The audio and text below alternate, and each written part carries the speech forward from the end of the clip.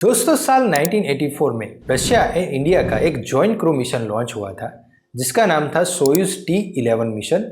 और ये मिशन एक इंटर कॉस्मोस प्रोग्राम का एक पार्ट था। इस मिशन में 6 क्रू मेंबर्स शामिल थे जिनको धरती के लो अर्थ ऑर्बिट में छोड़ा गया था, जो कि धरती के सरफेस से 400 किलोमीटर ऊपर है। इन 6 क्रू मेंबर्स में से 5 रशिया के थे और एक क्रू मेंबर इंडिया का था जिनका नाम था राकेश शर्मा। जी हाँ दोस्तों, राकेश शर्मा इंडिया में एक विंग कमांडर थे जिनको इस मिशन के लिए चुना गया था। और राकेश शर्मा भारत के पहले नागरिक बने जिन्होंने स्पेस में ट्रैवल ही नहीं किया बल्कि स्पेस में 7 दिन से ज्यादा का समय बिताया। और उनके बाद कई इंडियन ओरिजिन के लोगों ने स्पेस में ट्रैवल भी किया और स्पेस में रहे भी हैं, लेकिन कोई भी आज इंडिया का नागरिक नहीं है। दोस्तों इस मिशन को तकरीबन 40 साल होने वाले हैं, लेकिन अभी भी कोई भी इंडिया का नागरिक फिर से स्पेस में नहीं जा पाया है। लेकिन दोस्तों अब इंतजार की घड़ियां पूरी होने वाली हैं, क्योंकि इसरो ने अपना नया स्पेस एक्सप्लोरेशन मिशन लॉन्च कर दिया है। इस स्पेस एक्सप्लोरेशन मिशन में एक क्रू मेंबर को नहीं बल्कि 3 क्रू मेंबर्स को स्पेस में भेजा जाएगा और सही सलामत वापस लाया जाएगा। और इस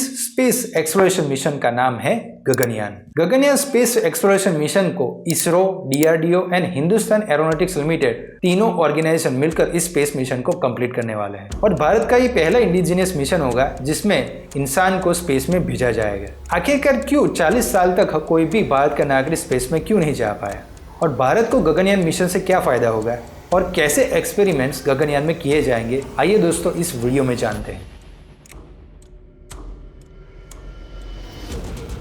दोस्तों गगनयान मिशन कोई 3 या 4 साल पुराना नहीं है।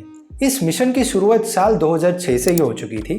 उस टाइम इस मिशन का नाम था ऑर्बिटल व्हीकल। और 2007 में इस प्रोजेक्ट को कमीशन किया गया और एस्टिमेट किया गया कि इस प्रोजेक्ट को 2024 तक पूरा करना है और इसका बजट रखा गया 10,000 करोड़ रुपए। 2008 में इस प्रोजेक्ट की डिजाइन को कंप्लीट किया गया और इसे अप्रूवल के लिए भेज दिया गया गवर्नमेंट को।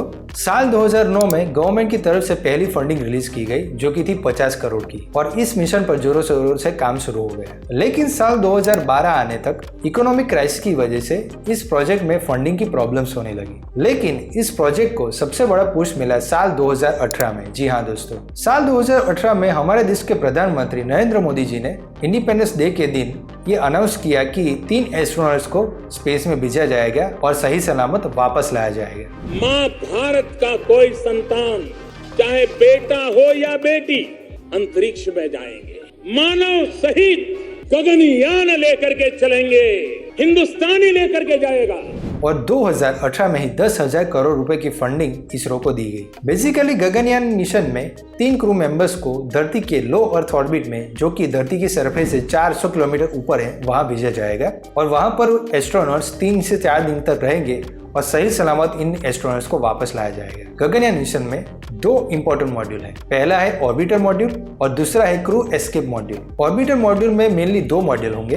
पहला होगा क्रू मॉड्यूल और दूसरा होगा सर्विस मॉड्यूल। क्रू मॉड्यूल में धरती के एनवायरनमेंट जैसा एनवायरनमेंट क्रिएट किया जाएगा जिसकी वजह से वहां पर एस्ट्रोनॉट आसानी से रह पाए। सर्विस मॉड्यूल में मेनली नेसेसरी सपोर्ट सिस्टम होंगे जिसमें propulsion system, thermal system and power system को शामिल किया गया है। और दोस्तों 3 क्रू मेंबर्स के साथ एक चौथा क्रू मेंबर होगा जिसका नाम है वयोमित्र। ये एक आर्टिफिशियल इंटेलिजेंस रोबोट है जिसे डेवलप किया गया था इसरो के ही द्वारा 2018 में। वयोमित्र शब्द का मतलब ही होता है स्पेस फ्रेंड, और इस रोबोट को बनाया गया है क्रू की हेल्प करने के लिए, क्योंकि इसरो एनिमल्स को स्पेस में ले जाना नहीं चाहता, इसीलिए इस रोबोट को डेवलप किया गया है। वयोमित्र रोबोट क्रू के साथ मिलकर काफी ज्यादा एक्सपेरिमेंट्स भी करेगा। गगनयान मिशन का लॉन्च मास तकरीबन 8,200 kg होगा जिसको लॉन्च किया जाएगा GSLV Mk3 रॉकेट के द्वारा, जो कि एक 3 स्टेज रॉकेट है। दोस्तों गगनयान 3 के एस्ट्रोनॉट्स को ट्रेनिंग के लिए एक अलग से बेंगलोर में ह्यूमन स्पेस फ्लाइट सेंटर बनाया गया और एस्ट्रोनॉट्स को ट्रेनिंग रशिया प्रोवाइड कर रहा है, क्योंकि साल 2019 में इसरो एंड ग्लेव कॉस्मोस के बीच में एक एग्रीमेंट साइन हुआ था और इस एग्रीमेंट की वजह से रशिया इसरो के एस्ट्रोनॉट्स को प्रोवाइड करेगा सिलेक्शन, मेडिकल एग्जामिनेशन, ट्रेनिंग और दूसरी और भी सारी चीजें। और दोस्तों हाल ही में एस्ट्रोनॉट्स ने स्टेज 1 की ट्रेनिंग को पूरा किया है और इसरो ने इसका वीडियो भी जारी किया था ट्विटर पर, आप देख सकते हैं। लेकिन एस्ट्रोनॉट्स के फेसेस को रिवील नहीं किया गया और उनका नाम भी अभी रिलीज नहीं हुआ है। बेसिकली गगनयान 3 को 5 स्टेजेस के टेस्ट डेवलपमेंट से डेवलप किया जा रहा है, जिनमें से पहला टेस्ट कंसिडर किया गया था साल 2014 में, जो था इंटीग्रेटेड एयर ड्रॉप टेस्ट, जो कि सक्सेसफुल रहा था। उसके बाद टेस्ट किया गया test vehicle mission, air drop mission. उसके बाद किया गया पेड अबॉर्ड टेस्ट साल 2018 में, चौथा होगा अनमैन्ड मिशन और लास्ट होगा मैन्ड मिशन साल 2025 तक। दोस्तों हाल ही में इसरो ने टेस्ट किया TVD-1 यानी कि टेस्ट व्हीकल ड्राइव 1 को। इस मिशन में इसरो ने टेस्ट किया अबॉर्ड मिशन को और ये मिशन सक्सेसफुल रहा है। यानी कि गगनयान मिशन अगर फेल हो जाता है तो क्रू मेंबर्स को कैसे सही सलामत वापस लाया जाए। और इस मिशन के सक्सेस के बाद भारत दुनिया का चौथा देश बन जाता है। इससे पहले USA, रशिया एंड चाइना ने ही इस मिशन को किया था। दोस्तों गगनयान 3 में मेनली 5 एक्सपेरिमेंट्स किए जाएंगे, जिनमें से 2 होंगे बायोलॉजिकल एक्सपेरिमेंट्स और 3 फिजियोलॉजिकल साइंस एक्सपेरिमेंट होंगे। और इन एक्सपेरिमेंट्स को करने के लिए इसरो ने इंस्टीट्यूट्स को भी सिलेक्ट किया है, जिनमें से पहली है Indian institute of space science technology, दूसरी है UASD यानी कि university of agriculture science Dharwar और तीसरी है ITFR यानी कि Tata institute of fundamental research. दोस्तों गगनयान लॉन्च होने में अभी भी 1 साल से ज्यादा का टाइम बाकी है और इस टाइम पीरियड में काफी सारे टेस्ट होने बाकी है।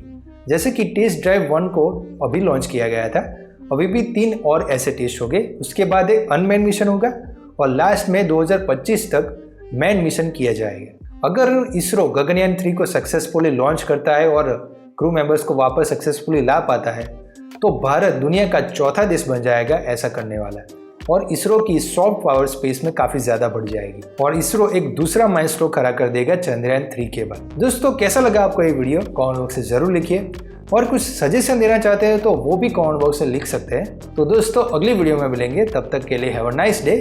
जय हिंद, जय भारत, थैंक यू।